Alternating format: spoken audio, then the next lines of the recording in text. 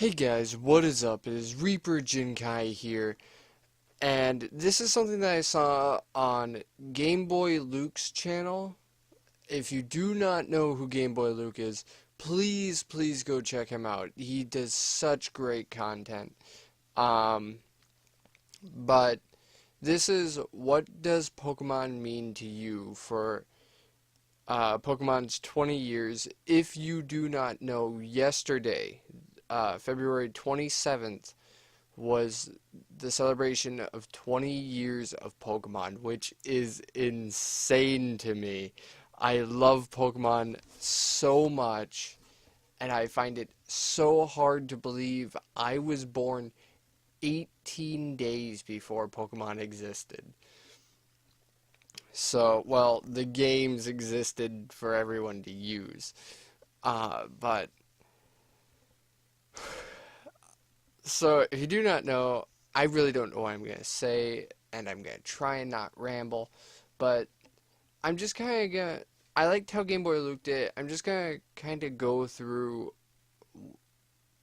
everything that Pokemon was up until this point. Um, if you don't know, Pokemon released Red, Blue, and Yellow on the 3DS, and I got Blue, and I've been playing the crap out of it. I already got like 5 hours on it. I worked the last 2 nights, so that's been like all my days just on that. But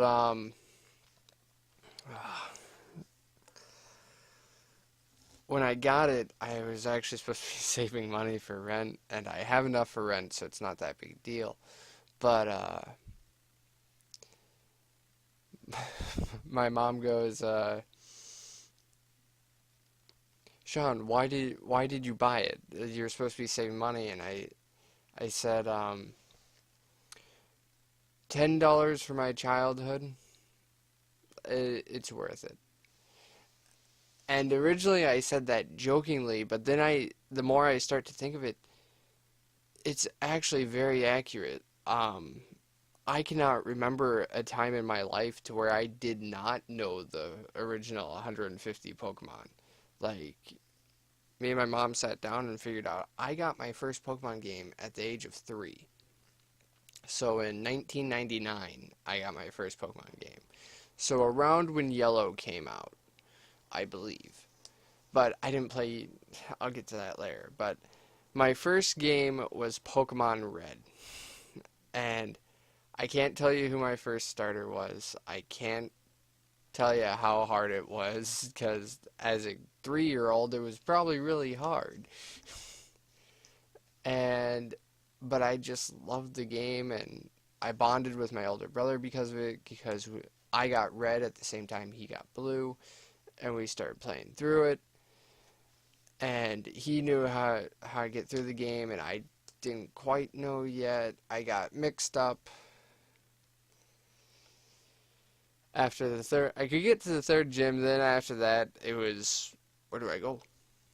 Like, a kid's not gonna think I'm supposed to backtrack back to the second gym or whatever. I might have just been stupid, but um and if you don't know, I was originally born in Tennessee. And then at the age of 3, we came to Minnesota. So one of my earliest memories of Pokemon was we were playing in the car. I think we were in a van, and I'm sitting here, and my brother's off to my right. And there's a sunset in the background to my left, and I'm in rock, or in the dark. Is it the dark cave? Yeah, I think it's the dark cave. There's so many caves now, I'm sorry. But I'm in the dark cave, and I didn't know where to get Flash. My brother had stopped helping me try and get through there, because I had restarted my game so many times, and he had helped me get through it every time. He said, no, this time you're going to figure it out. And I said, okay. I went in there with like a level 25, 30 Ivysaur. 2 weeks later, on that day, with the sunset to my left, with my brother to my right, I come out of there with a level 65 Venusaur. And I made it through, and that is my first memory of it, because I remember like trying so hard to get through there without Flash, and my brother wouldn't tell me where Flash was, and it was just. And now I can do it without Flash. Like, I'll go back, I'll play the games, and I can do it without Flash. I don't know if my eyes just got better because now I can kind of see where the walls are and stuff like that. Or maybe it's just because I'm older, I'm like, well, it's not that complicated of a cave. But, um, I remember the first time I didn't see, um, gold or silver, because back then, Pokemon, I probably isn't as big as it is now, because there wasn't something that we all talked about, and obviously I was really young, and I wasn't on the internet, and I wasn't looking up stuff on Pokemon all the time. Um, so, second gen, I remember getting to play Crystal because my best friend at the time, him and his family did so much for us, but my best friend at the time brought Crystal over, and he was like, Sean, here, you love Pokemon so much, try playing this. So I popped the game in. I fell in love with it, just harder than I fell in love with first gen. And I remember at some point I had seen Umbreon, and I was like, I want that so bad. I want myself an Umbreon. So I asked around, asked everybody, how do you do it? How do you get Umbreon? And they're like, you have to level it up at night when it has high friendship. So I remember staying up late, playing with my Eevee underneath the blankets with, we had the little flashlight plugins that you can put in the side of your Game Boys. So I'd plug that in, looking at my screen underneath the pillow. I got caught so many times, yelled at so many times. But it was so much fun, and I finally got it. It was so worth it. Then, third gen comes out.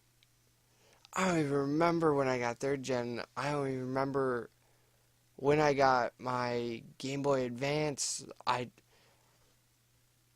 And I just fell in love with it again. And you'll see a reoccurring theme. I fall in love with these games, and I play them for hours upon hours. Like this, if you count the whole series as one game, I probably have over 3,000 hours of Pokemon.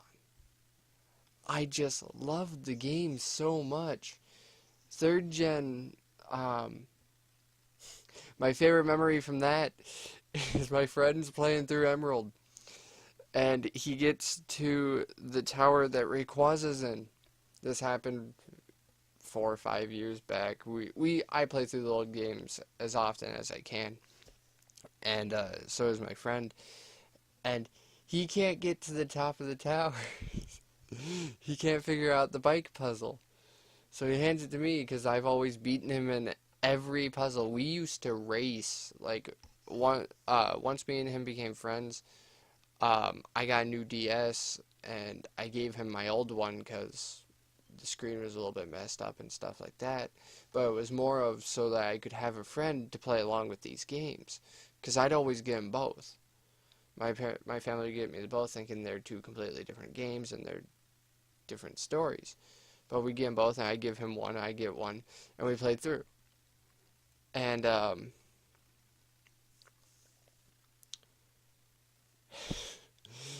so we get to, I get him through the tower, get him all the way to the top. he battles Rayquaza. And I don't know what the hell he was thinking, but he runs away. And I lose it. Because it was like an hour of figuring out how to do the bike puzzle, because I'd never done it before. I never cared to go after Rayquaza. I regret that now, but... So, turn off his game, see where he last was. He's at the bottom of the tower again.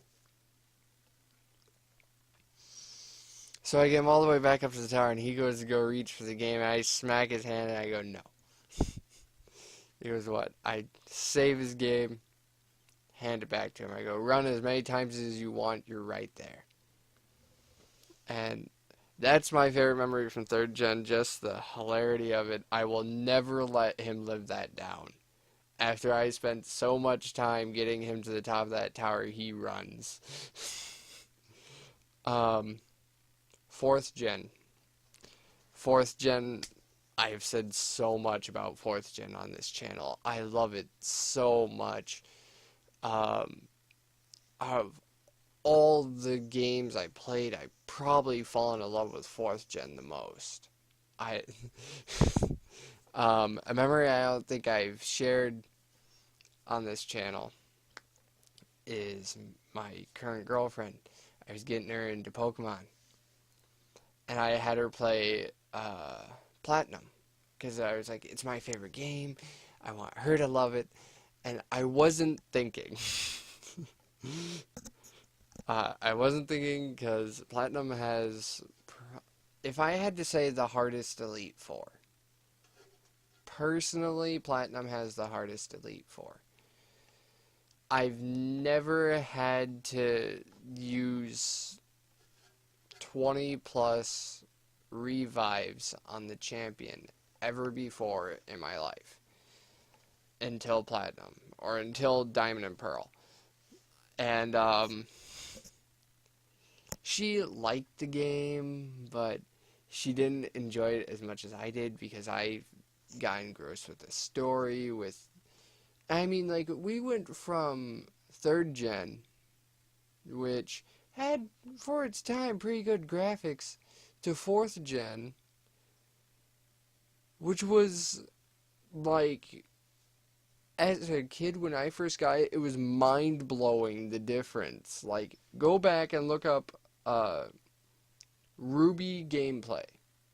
Or actually do Emerald, because that's the newest one in that series. And then go and look up Diamond and Pearl. The difference in how it looks was mind-blowing to me as a kid. And I remember the first night I got it for my birthday. My aunt had mailed it to me, and I had gotten it a day late. So I got it on February the 10th. And at like 2 p.m. No. I think it was a Saturday. Yeah, so like 2 p.m. And I played that non-stop. I did not quit playing. I finally turned off my game that night after I caught Garantina. And I took it to school the next day, and they're like, oh, dude, that's the new game. Or I had 2 friends that would play it with me, and they're like, oh, dude, that's the new Pokemon. How do you like it? I go, I've almost already beaten it. And they could not believe that. 5th Gen. 5th Gen I really liked, but I really don't. I lied. I was about to say, I really don't have, like, one of those powerful memories of it. But, Black 2. Or no, is it Black 2? Yeah, Black 2. Because that Black 2, I always played the one to where you get Zekrom. So I played White, and then I played Black 2. And my favorite thing about that game, I really, really want Game Freak to do something like this with Pokemon Sun and Moon. is the Black Tower and the White Tree. I forget what it was called. It was like the White Tower, Black Tower, and climbing through all those floors.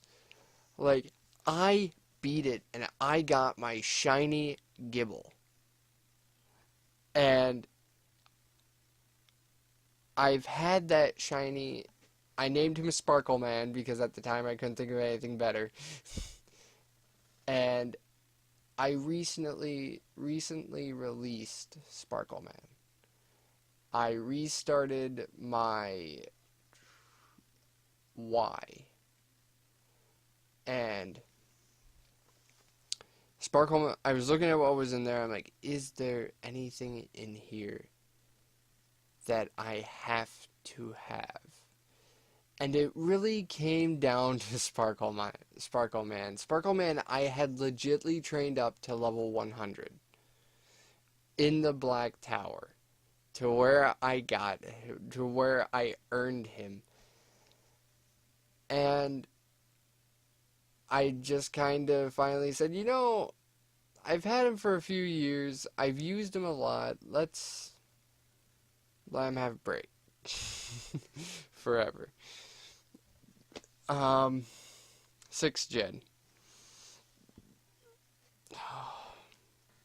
6th gen is so good because, again, as an adult now, it's hard to believe I can legally call myself that because I'm 20 years old now. My birthday was, like I said, on the 9th.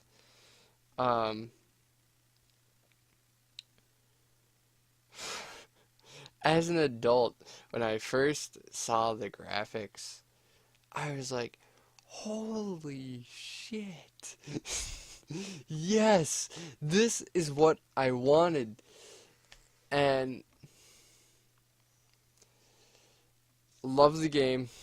Froakie, best starter. Personal opinion, I know. But I'm going to say it for the rest of my life. Froakie, best starter, 6th gen. Best starter ever would have to be a tie between Squirtle and Turtwig. But that's regardless.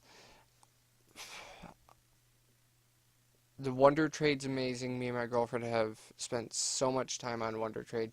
We'll have Wonder Trade battles to where we normally do it on a Wednesday because that's when Nappy does Wonder Trade Wednesday. So that we'll get some decent stuff and we can actually battle back and forth. And my mouth is dry, so excuse me real quick while I take a drink.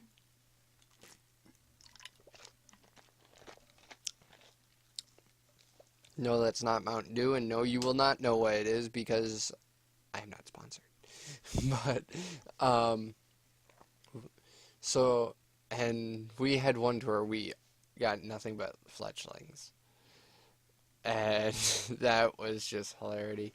6th gen has a real special place in my heart because it's where I've probably bonded the most with my girlfriend.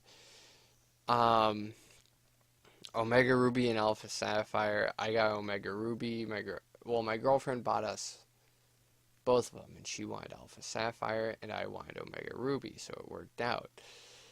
And we loved playing the game. It was just, I mean, for me, I remember the first day I played it, there's a picture of me on Facebook to where my girlfriend's sitting in my lap, and I got my left hand going and I'm playing on my DS. And my brother looked at me and he goes, "How far are you in that game?" And I've been playing for like an hour, and I go like, I don't know, almost 2 badges in. And he goes, "How?" I go, "Well, I played the game before." And I guess he didn't know it was a remake. I should have probably let him know that. And he just goes, "Well, why the hell did you make her get you a new game?" Which I didn't make her. I had actually found out a week before she gave it to me. Because it came out, and I turned and looked at her, and I go, "Well, let's go to GameStop. I'm gonna get the new games. And she goes, no, don't do that. And I go, and I kind of figured it out right there. And I turned to her, I looked at her, and I go, why? And she just kind of goes, well, I mean, um, you can if you want. And I didn't go do it because at that point I knew. And I explained that it was a remake, and I don't know. For the future, obviously there is Pokemon Sun and Moon.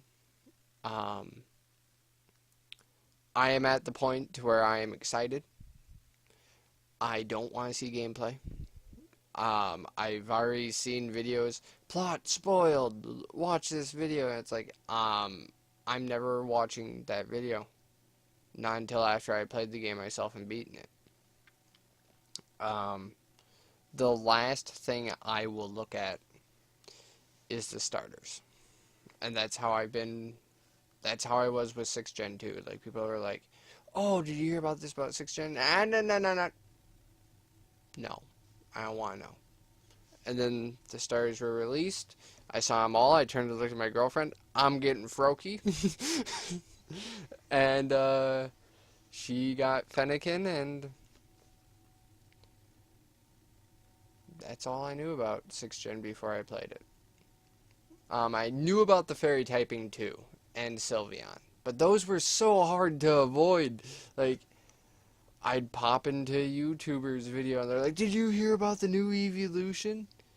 Look at what type do you think it will be? And then, like, a few months down, and I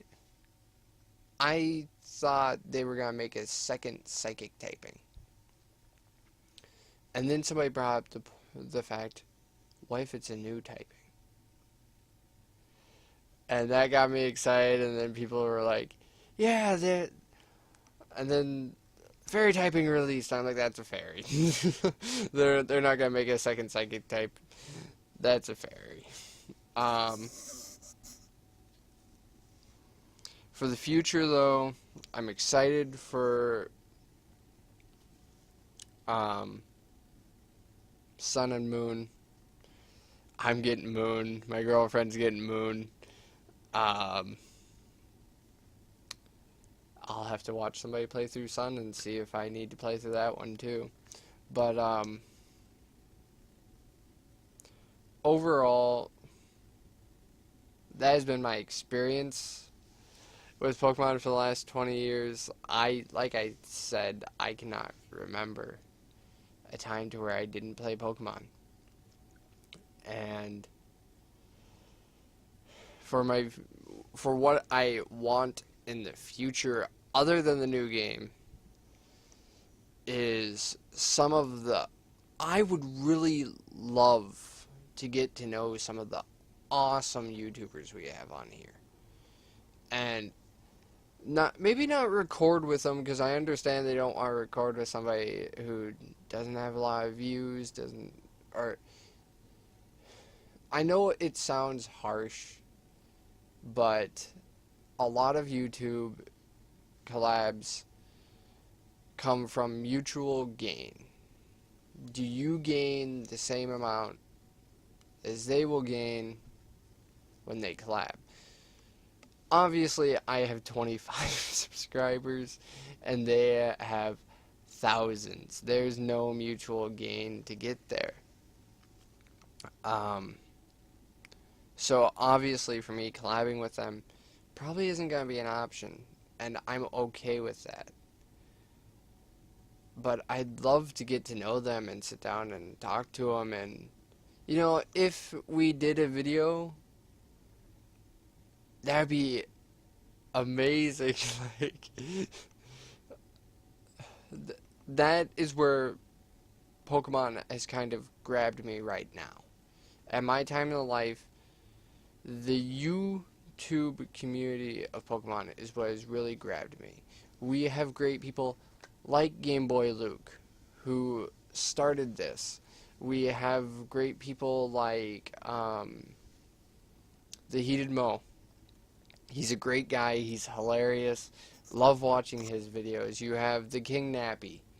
He's hilarious. And he knows so much about the games. Like, holy crap. You have A Drives. He is low-key probably one of the best battlers I have ever seen. Pokémon, another one of the best battlers, and great guy. And you got Jay. I don't watch Jay that much, but when he's on a collab with somebody, he's a great guy. And you have Water and Grass for the Pokemon card community. You have the Poke Sisters for the card community. It's just, I am missing so many people.